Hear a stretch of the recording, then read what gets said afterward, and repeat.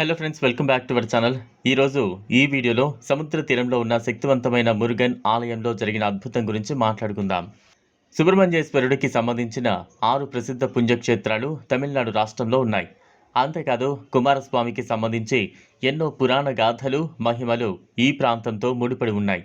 అందుకే సుబ్రహ్మణ్యేశ్వర స్వామిని ఇక్కడి ప్రజలు అత్యంత భక్తి శ్రద్ధలతో కొలుస్తారు. సుబ్రహ్మణ్యేశ్వర స్వామికి సంబంధించిన 6 క్షేత్రాల్లో 5 క్షేత్రాలు పర్వత ప్రాంతాలపై ఉంటే ఒక క్షేత్రం మాత్రం సముద్ర తీరంలో ఉంటుంది. ఆ క్షేత్రమే తమిళనాడులోని తిరుచెందూర్. ఇది 6 షణ్ముఖ క్షేత్రాలలో మొదటిది. హిందువులు తప్పక సందర్శించాల్సిన అద్భుతమైన క్షేత్రాలలో ఇది ఒకటి. ఈ ఆలయ చారిత్రక నేపథ్యం, కుమారస్వామి మహిమలు, ఇక్కడి ప్రకృతి రమణీయత భక్తులను ఆశ్చర్యపరుస్తాయి. తిరుచెందూరులోని సుబ్రహ్మణ్యేశ్వర విగ్రహాన్ని ఎంతో శక్తివంతమైనదిగా చెబుతారు. దీనికి సంబంధించి అనేక సంఘటనలు ప్రచారంలో ఉన్నాయి. 1646, 1648 మధ్య తిరుచెందూర్ మురుగన్ ఆలయాన్ని డచ్ ఈస్ట్ ఇండియా కంపెనీ వారు ఆక్రమించారు. పోర్చుగీసులతో యుద్ధ సమయంలో ఈ ఆలయంలోనే వారంతా ఆశ్రయం పొందారు. స్థానికులు వీరిని ఖాళీ చేయించేందుకు ఎంత ప్రయత్నించినా సాధ్యపడలేదు. రోజురోజుకు పెరుగుతున్న ఒత్తిడితో డచ్ వారు ఆలయంలోని సంపదలతో పాటు ప్రధాన విగ్రహాన్ని అపహరించి తమ వెంట తీసుకువెళ్లిపోయారు. విగ్రహంతో కలిసి సముద్ర మార్గం గుండా వెళుతున్న సమయంలో పెద్ద తుఫాను ఏర్పడి వారిని భయభ్రాంతులకు గురి చేస్తుంది. ఇదంతా ఆ విగ్రహం వల్లనే అని భావించి వారు దానిని సముద్రంలో వదిలేశారు. దీంతో తుఫాను ప్రభావం తగ్గుతుంది. కొద్ది రోజుల తర్వాత వాడమలయప్పన్ పిళ్ళై అనే భక్తుడికి సుబ్రహ్మణ్యేశ్వర స్వామి కలలో కనిపించి తనను సముద్రం నుంచి బయటకు తీయాలని చెబుతాడు.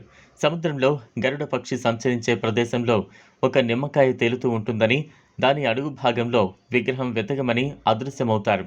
అలాగే సముద్రంలో వెతగ్గా విగ్రహం బయటపడుతుంది. దీంతో దానిని మరలా ఆలయంలో ప్రతిష్ఠ చేశారు. ఇదంతా ఆలయంలో పెయింటింగ్ల రూపంలో కనిపిస్తుంది. సుబ్రహ్మణ్యేశ్వర విగ్రహాన్ని బయటకు తీసి ప్రతిష్ఠ చేసిన తర్వాత తిరువాయుదరై మఠంలో నివసించే దేశికామూర్తికి స్వామి కలలో కనిపించారట. 9 అంతస్తుల రాజగోపురం నిర్మించాలని చెప్పారట. పేదవాడైన దేశికామూర్తి ఆలయ నిర్మాణం కోసం పనిచేసే కూలీలకు స్వామి విభూతిని పంచేవాడు.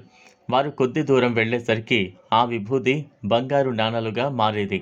ఇది తెలుసుకుని ప్రజలు స్వచ్ఛందంగా ఆలయం నిర్మాణంలో పాల్పంచుకుని గోపుర నిర్మాణం పూర్తి చేసినట్లు చెబుతారు. అప్పటి నుంచి స్వామి విభూతిని ఎంతో మహిమాన్వితమైనదిగా భక్తులు భావిస్తూ ఉంటారు.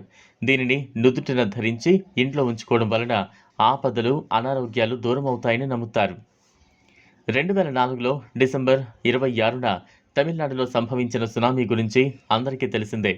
సముద్ర తీరానికి కొన్ని మైళ్ల వరకు అన్ని ప్రదేశాలు తుడిచిపెట్టుకుపోయాయి. అయితే సముద్ర తీరానికి పక్కనే ఉన్న ఆలయం మాత్రం ఏమాత్రం చెక్కు చెదరలేదు. అంతేకాదు ఈ ఆలయం నుంచి సునామీ 2 కిలోమీటర్లు వెనక్కు తగ్గినట్లు ప్రత్యక్షంగా చూసిన వారు చెబుతుంటారు. ఆలయానికి నీటి వలన ఎలాంటి హాని జరగదనే వరం ఉన్నట్లు ఆలయంలోని శిలాశాసనాలపై రాయబడి ఉన్నట్లు చెబుతారు. ఇది దైవ మహిమగా భక్తులు భావిస్తారు. మరి ఇక్కడికి ఎలా ప్రయాణించవచ్చు అనేది చూద్దాం. తమిళనాడులోని తూత్తుకుడి జిల్లాలో తిరుచెందూర్ ఉంది.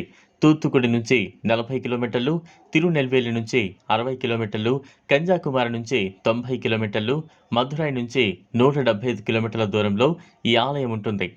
రోడ్డు మార్గం ద్వారా తమిళనాడు ప్రభుత్వ బస్సులు, టాక్సీలు, ప్రైవేట్ వాహనాల ద్వారా చేరుకోవచ్చు.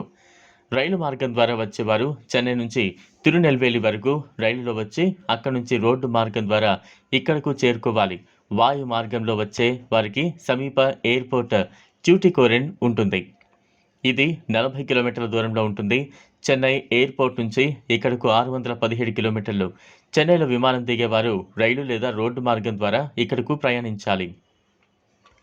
ఇది ఫ్రెండ్స్ ఇవాల్టి వీడియో. ఈ వీడియో కనుక మీకు నచ్చినట్లయితే లైక్ చేయండి, షేర్ చేయండి, ఛానల్ను సబ్స్క్రైబ్ చేసుకోండి. Thanks for watching.